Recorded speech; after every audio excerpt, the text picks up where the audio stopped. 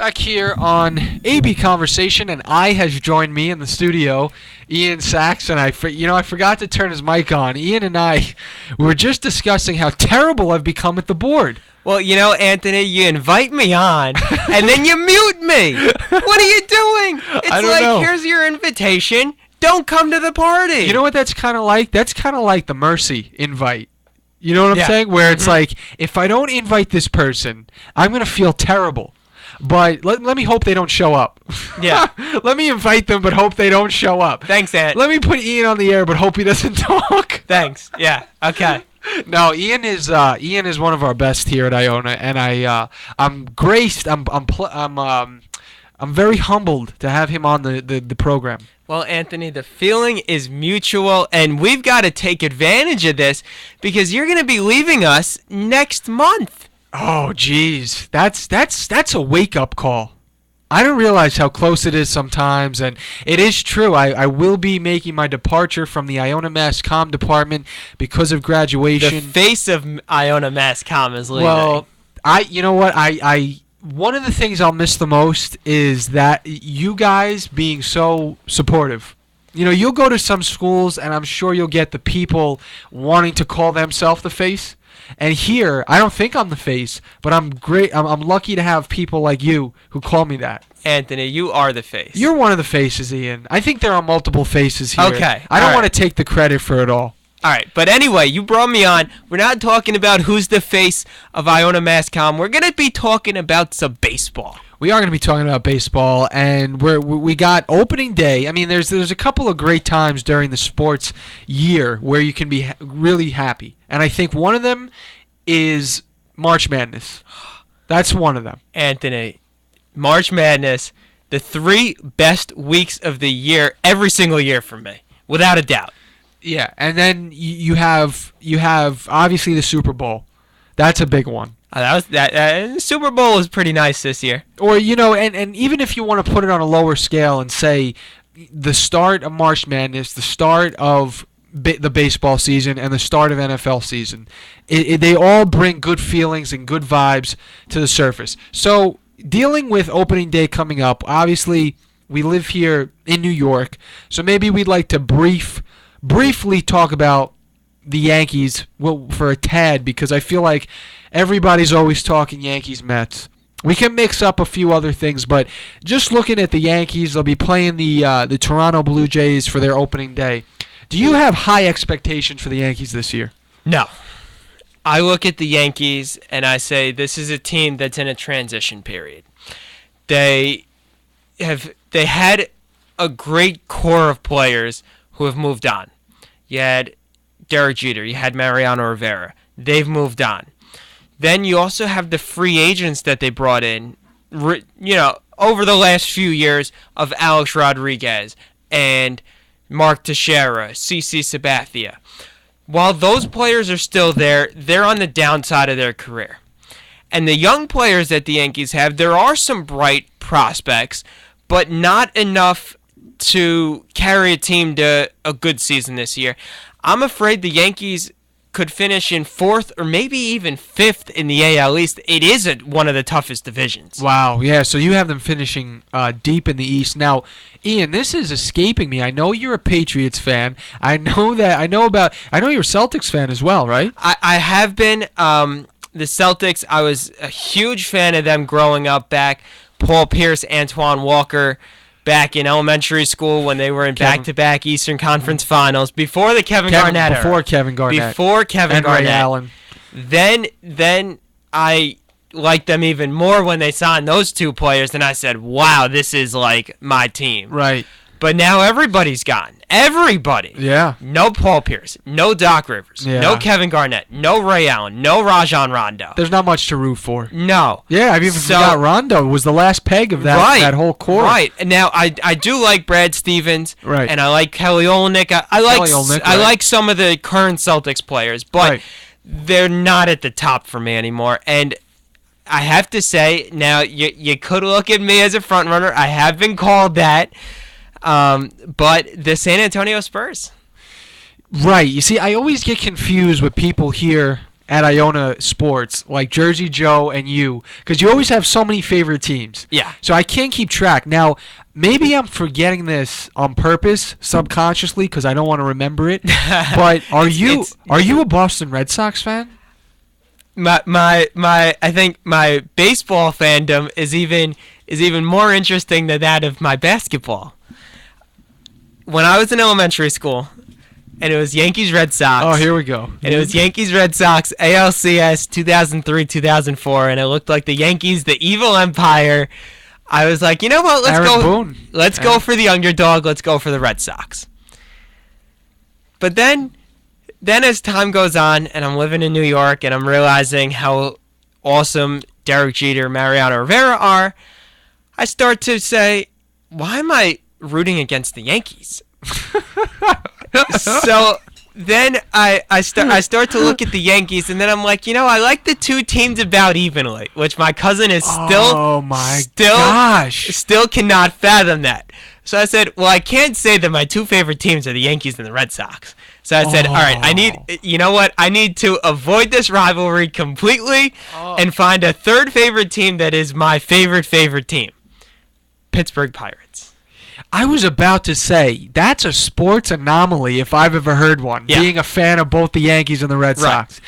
So I've heard of being a baseball fan first, where you appreciate the Yankees and the Red Sox at the same time, and I think that you have an appreciation for the sport. Right. And that's what it is. And I think that's what's made it so hard for me as trying to find a team that, every few years I reevaluate the sports, the teams, and I kind of say, why am I still liking this team? And I don't have any one diehard loyalty saying this is my team, win, lose, or draw until the end. I kind of look at where certain players are, right, and go based on that. And right now it's the Pittsburgh Pirates. Well, the thing about me is I sort of got attached to. Everybody has, I feel like, their team. And the Yankees were my team growing up. I became emotionally attached to them. It became a passion thing. But I mean, you've passed the point of no return. Yeah, like the Yankees will always be. And for me, that one team across sports is the New England Patriots. And that's normal, because I'll be 100% honest with you right now. If I look at sports across the board for myself and I say, pick your team. Yeah. To me, everybody always, and I did a segment on this once, no matter how much they stress they're a diehard in different sports for certain teams, right, they have that one team. Yeah. And that one sport. And I'll tell you right now, I'm a big Giants fan. I'm a big Knicks fan, but none of them compare to the Yankees, right, for me. And that's like you for the Patriots. So I'm looking at the Pirates now, and you guys let go of Russell Martin to the Blue Jays. And that was a big thing because now you also signed Francisco Cervelli in the process. Yeah, we're pretty much the Yankees, 3 years later. And Chris Stewart, actually, from the Yankees also. Yeah, we're pretty much the Yankees 3 years after them. Yeah, so the way I look at the Pirates is you guys, especially 2 years ago when you made that pretty good run, I could say. Yeah, the first time we made the playoffs in 20 years. The first time you woke up baseball, and I loved your story. I love the Pirates story. I love that team story. It was a mixture of youth. It was a mixture of some young, good players. Yeah. And, some of those players, Pedro Alvarez, Neil Walker. Are you worried at all that after Pedro Alvarez had such a big year 2 years ago, and he fell off a bit last year, that he's not built up to as much as he first appeared? Yeah, I think that he burst onto the scene and it was like, wow, okay, here's one of the elite players. And I was a little skeptical. I figured he was good, but I was saying, Andrew McCutchen is the guy in Pittsburgh. And he is. And he proved that last year when Alvarez fell off, McCutchen was still right there. Right. As an elite player. Right. And so I was like, you know what? Andrew McCutchen is the guy. Alvarez, I think, is a good role player. I know baseball, we don't really use the term role player. That's more of a basketball term. But I think that he's one of those middle not hard of the lineup 3-4 hitters, but I think he's maybe a good 5, 6, 7 hitter that can make some noise, and that every once in a while you feel pretty good when he's up at bat. And now for this team, the way that it looks, I mean, you guys added Corey Hart as well. Yes, I still think back to Corey Hart. Oh boy, I don't remember when this was. This might have been around 2011, right. Home Run Derby. First round, he was belting them out, and I was like, wow, Corey Hart, Milwaukee Brewers. Yeah. He's on the Pirates now. Yeah, so if you can project what that lineup would look like, and looking at the team right now, I could see the 3-4-5 probably looking. And now, the interesting thing is you guys like to also put McCutchen in that leadoff spot from time to time. Yeah, I mean, why not? I think I forgot what it was, but I think it's like you get maybe 20 more at bats the higher up in the lineup you go. Right. Because the leadoff hitter is more likely to get up than number 2, and number 2 Absolutely. more than 3. Mm-hmm. So I think that why not try to maximize the amount of at bats that what your top player gets? I grew up in a system one time where I was playing baseball, and that was the philosophy. The best hitter on the team was batting leadoff or second, and I was thinking, I was always taught the best hitter hits third. Yeah. This is a debate. It'll go on forever. 3 versus 4. 4. And you always hear, now it makes sense for the fourth hitter to be considered the best hitter because he has the opportunity to drive in whoever got on base from 1, 2, 3. But then again, the 4 hitter's not guaranteed to get up in the first inning. And the thing is with that 3 hitter or in that frame, that's what I mean. Yeah. Whatever frame you're in, that 3 hitter is going to get an opportunity, if it's 1, 2, 3, to get up. And that's why I was always taught the third hitter was the best all-around hitter, and the fourth hitter was the best at power. Driving in runs. Yeah, power, hitting the long ball. Yeah, that the 3 hitter combines power and average. Exactly. And the 4 hit, the 1, 2 is average. Right. 3 is average and power. 4 is power. Right. You got to be able to get on base as a leadoff hitter, and you got to have speed because you got to be able to be a base stealing threat. You also have to be able to score. You have to have the best ability to score when put in scoring position. The 2 hitter is always the guy who sets the table for the 3 hitter by either moving the runner over. Right. Or, also getting on base or sacrificing himself. Yeah. And then your 3 hitter, you're taking your first shot at, can we drive this run in? Yeah. Maybe we can't, so we'll settle for another base hit. And then the 4 hitter is always your to me, your dominant, low average, high power guy. But anyway, we dissect Ian's favorite team. I think the Pirates. Now the trouble they're going to have is, in the NL this year, you've got some teams who are really, really stacked up. Yeah, well, that's it. I think that in the American League, there's more of a clear line. You've got your elite teams, you've got your bottom teams, and there a handful of elite teams, and then a big drop off. In the National League, there's so much parity of so many good teams. Just in the NL Central, you have the Pirates. They're going to be good. You have the Cardinals. They're going to be good. Yeah. You have the Brewers. They're frequently good. Yeah. The Reds, you always have to watch out for them. And then you have the Cubs, who are probably the most up-and-coming team. They're going to be great in a year or two, and this could even be their breakout year. So when you look at even just the NL Central, you've got 5 quality teams. You do. You're right. And even bouncing away from the NL Central, I know we were just talking about the Pirates, but even talking about a team like the the Padres, who really made leaps and bounds this year. I mean, they signed Justin Upton, Will Myers, Matt Kemp. I'm happy. Derek Norris, Will Middlebrooks. I am happy to see, and of course, Big Game James, their big pitching acquisition. I'm happy to see Matt Kemp away from L.A. because I think that even though injuries plagued him out there, he was in that outfield platooning situation where I don't feel like he had the proper amount of time to really showcase and win a spot. Agreed. I think that Matt Kemp, a few years ago, he was considered one of the 3 best players in baseball. Yeah. Then all of a sudden, he's getting platooned in a 4-man rotation in the outfield. Yeah. What? Yeah. What? Exactly. No way. No way. He needs to be an everyday guy, without a doubt. Exactly. And when Yasiel Puig entered the scene in Los Angeles, he stole the show. He did. And really, you can look at him as the guy who stole Matt Kemp's position, even though they play separate parts of the outfield.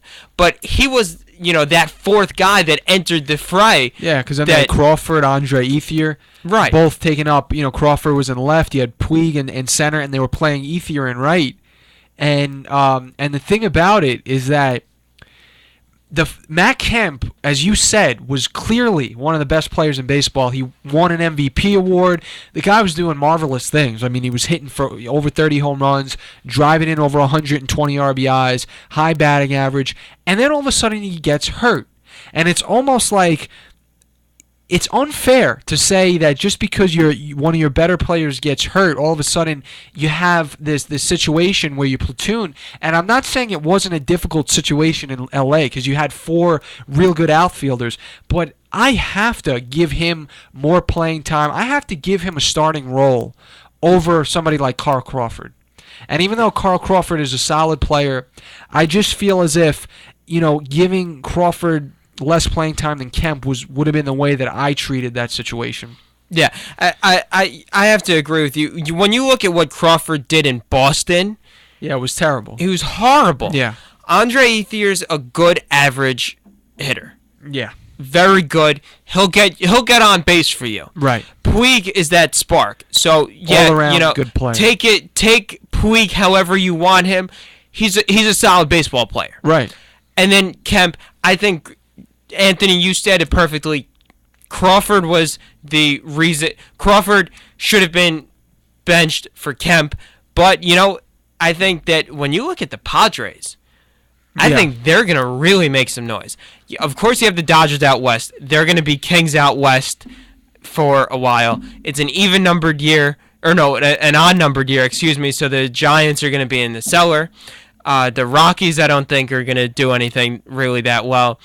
The Diamondbacks, I think, will stay in the race, but I don't see them making any noise. I think it's a 2-man race out there between San Diego and LA. I agree with you, and I think that the Padres really took advantage of different pieces like Matt Kemp, where they put him in an area where he can shine. Like you said, this whole team has players and components, and not to mention their backup third baseman is Yangervis Solarte, who I never really agreed with the Yankees disparaging him so quickly. I mean, he had, obviously he came onto the scene with such a tear, and he wasn't going to perform like that all year. But they used him as some trade bait, and were able to. I don't know. I can't remember exactly. It was a trade made last season that actually brought over an immediate contributor. I can't remember who it was. Chase Headley, our third baseman. Jeez, I don't know how I forgot that one. And it's not like I'm hating the Headley acquisition. Headley has been he was quite possibly the most consistent guy the second half of the season. Yeah, he was, and he was a great defensively at third. Had some big hits, but at least the Padres are in a position to make use out of a lot of players that have come over and have now really respective roles where they can shine in San Diego. Well, when you think about San Diego, a few years ago, they had Adrian Gonzalez, and that was it. And when you look at the team that they have now, and Gonzalez shined there, but he was on a horrible team, and it was just him. Right. Now they have guys that are in roles where they can shine, and you have 3, 4, 5 players who can work up to their potential like the way Gonzalez did there. They're going to be a solid team. They will be, and there's a lot, as with every team, there's things that have to go right. I mean, obviously, Justin Upton, he's somebody who, to me, is not a real consistent producer. You got an outfielder backing him up in Carlos Quentin, who is another guy who had a monster year with the White Sox a few years back, and really though hasn't proven to be that consistent producer. Justin Upton strikes out a whole lot of times, and then you go over to center, and it's interesting. Will Myers, at one time for the Rays, to me, especially in his rookie year, this guy was an elite player to look at. He was hitting for average, he had power, and then in his sophomore year, he didn't do anything. And you have sophomore slump. Yeah, and then you've got obviously Kemp and Wright. So I do think there are players on this team that have something to prove about consistency and whether or not the thing they did very well at one time they can continue to do now on a new team. Well, I think the Padres are consisted of a lot of guys who have shown potential but not consistency. Exactly. And now this is an opportunity for them to say, "Hey, we can be a consistent team. I'm a consistent hitter. I'm a consistent, power hitter. I'm a consistent average hitter." So I'm a consistent defender. They have a lot of guys who have to prove themselves, and the reason that they are in San Diego is because their other teams gave up on them. So they're basically like the second chance team. And you know what? When you have players that are out to prove something, they're going to do pretty well. They'll be hungry, and it's a second chance team with, as Ian said, a lot of potential. Well, that's Ian Sachs. I'm Anthony Carlo here for AB Conversation. We hope you enjoyed this segment, little NCAA Final Four and a little baseball to hopefully cap off a nice Wednesday night for you all. But we'll catch up with you next time. The I has joined me in the equation this time, and I hope everybody has a good Easter. Ian, you enjoy your Easter as well? You too, Anthony. It should be nice having 5 days off. It should be. Looking forward to it. I'm looking forward to it. Everybody have a great night.